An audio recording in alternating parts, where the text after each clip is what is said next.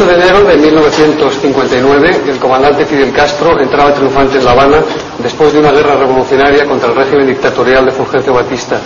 Han transcurrido 25 años de bloqueo después de una invasión, y Cuba es hoy una realidad socialista. Comandante, entre aquellos ideales que inspiraron la revolución de aquellos jóvenes que se lanzaron a la sierra para pelear contra una dictadura y la Cuba de hoy, hay mucha diferencia, hay muchas cosas que se quedaron en el camino.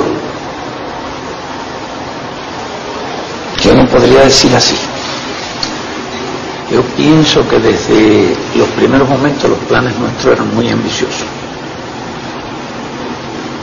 respecto a la idea de transformar nuestro país en todos los órdenes.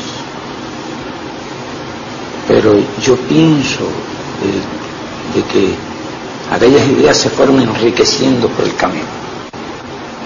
Si tal vez algunos pudieran hablar de que han realizado una parte de lo que se proponía, yo pienso que nosotros hemos realizado más de lo que nos proponíamos. ¿Qué quiere decir esto? Veíamos entonces las cosas más sencillas, más simples, y teníamos un ideal revolucionario muy avanzado, pero a lo largo de nuestra lucha, el contacto con las realidades, el conflicto con esas realidades, fue enriqueciendo nuestro programa. Por ejemplo, cuando el Moncada había un programa muy avanzado. Todavía no era un programa socialista, pero era la creación de las bases para la construcción del socialismo en nuestro país. Ya nosotros pensábamos totalmente como socialistas, pero habíamos hecho un programa acorde con las realidades posibles entonces. Pero puede decirse que desde los primeros años se cumplió el programa del Moncada y fue superado el programa del Moncada. Y ahí nosotros estamos haciendo cosas que realmente en detalle no podíamos habernos las imaginado en aquel entonces. Pero sí puedo decir que nosotros no nos conformamos con lo que aspirábamos entonces, sino que hemos seguido luchando y hemos llegado a concebir nuevas ideas, nuevos proyectos, nuevos propósitos, nuevas perspectivas que estamos realizando. En el camino pudiéramos decir que no quedó nada. Comandante, hablaba usted del Moncada. A usted le detuvieron y podríamos decir que casi milagrosamente no le mataron, pero se celebró un juicio. En ese juicio usted dijo una frase famosa: la historia me absolverá. Ahora, a 25 años del triunfo de la revolución, ¿cree usted que la historia le absuelve? Yo pienso que la historia nos ha absuelto hace mucho rato.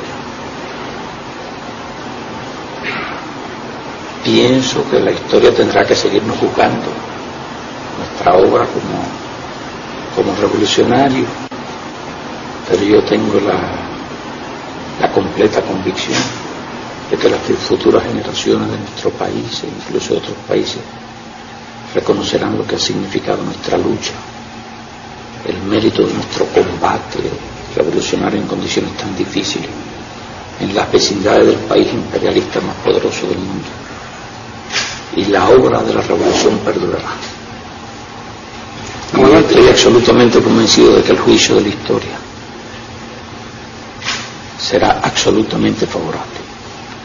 Comandante, ¿cómo recuerda usted a los compañeros caídos en el combate o desaparecidos, como el caso de Camilo Cienfuegos, personajes importantes en la lucha guerrillera con usted?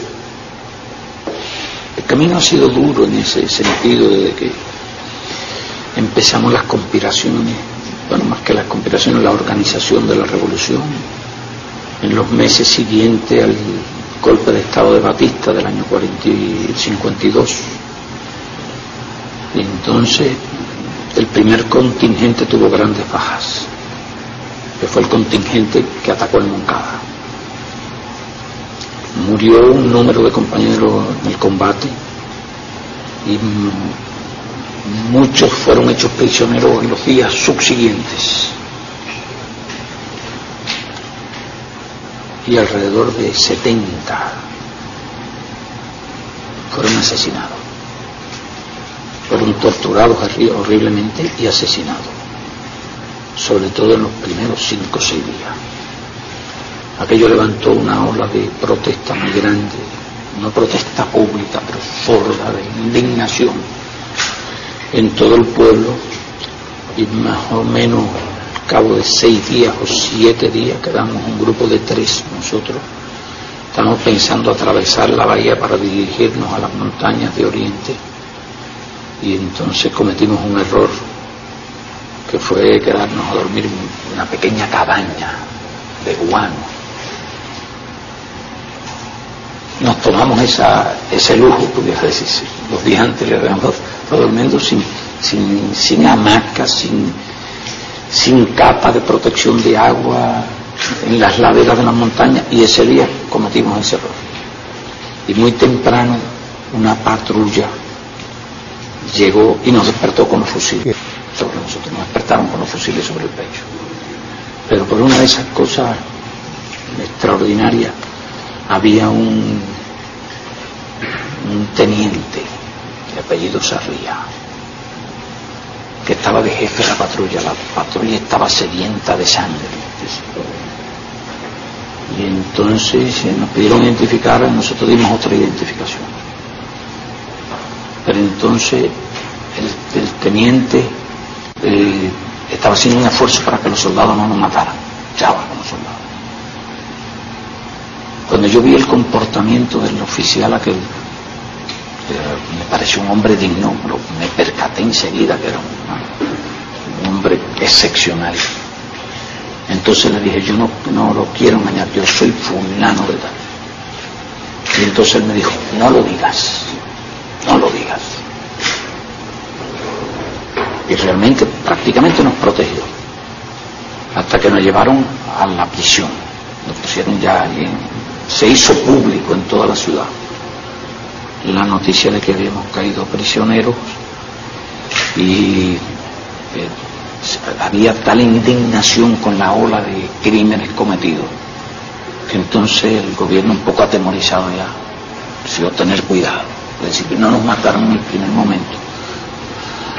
En etapa ulterior hicieron planes de eliminación física, pero de una forma o de otra fracasaron aquellos planes. Pero ya en el Moncada nosotros tuvimos un gran número de compañeros que murieron.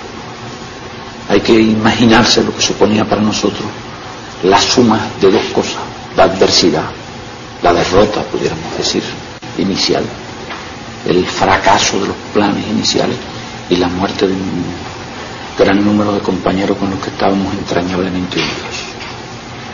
Después un grupo fue enviado a la prisión, el grupo de sobrevivientes. Nosotros en el juicio planteamos que sí, todo nuestro derecho y toda la justificación de nuestra lucha, ninguno nos rechazó los cargos. Al contrario, convertimos el juicio en una batalla política contra el régimen, al extremo que a mí me aislaron. Porque como yo era abogado, yo desde el primer momento reclamé el derecho a defenderme. Y a la vez que era acusado, como abogado me convertí en una especie de interrogador de los soldados y de los criminales. Entonces en la tercera sesión ya no me llevaron al juicio, me separaron de todos los demás, me hicieron un certificado que estaba enfermo, los médicos fueron a verme, eran unos médicos decentes, y me explicaron el problema, que ellos tenían que decir que yo estaba enfermo. Trataron de persuadirme de que yo aceptara aquello, le digo, no, yo no lo acepto. Entonces ellos de todas maneras hicieron, yo le dije, cumplan ustedes su deber, que yo cumpliré con el mío. Hagan ustedes lo que crean que deben hacer, yo haré lo que yo deba hacer. Entonces logré, aunque estaba incomunicado, pasar una carta al tribunal, y le envié una carta que fue leída allí, resultó espectacular, en que yo denunciaba que estaba perfectamente bien de salud, que no me permitían asistir al juicio para evitar las denuncias y las pruebas de los crímenes que habían cometido el gobierno de Batista contra los prisioneros. Pero entonces ya no le hicieron caso al tribunal, no le hicieron caso a nadie, me dejaron aparte y después me juzgaron solo, en un cuarto de un hospital